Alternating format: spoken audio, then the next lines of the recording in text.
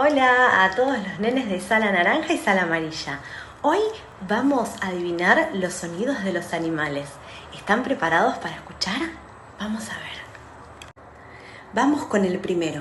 Escuchemos bien, ¿eh? ¿Saben cuál es?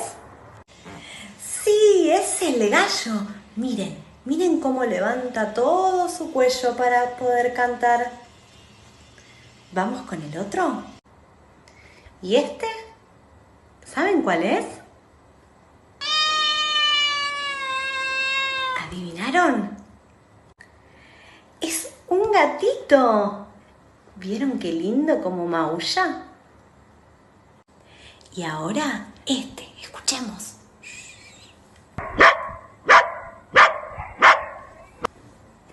¡Es un perrito!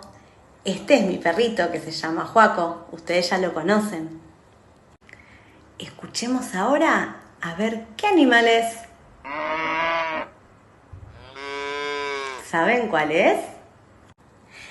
Es una vaca. Y miren cómo come el pastito la vaca. ¿Vamos a escuchar el otro? A ver.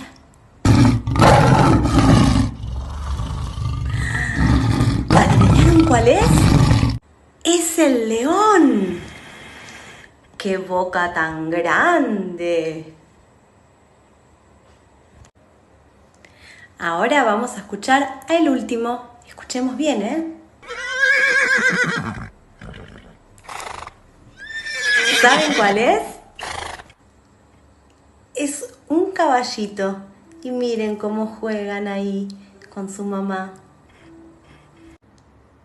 Ahora les toca a ustedes adivinar otros sonidos de otros animales y después nos cuentan. Esperamos que les haya gustado. Les mandamos un beso.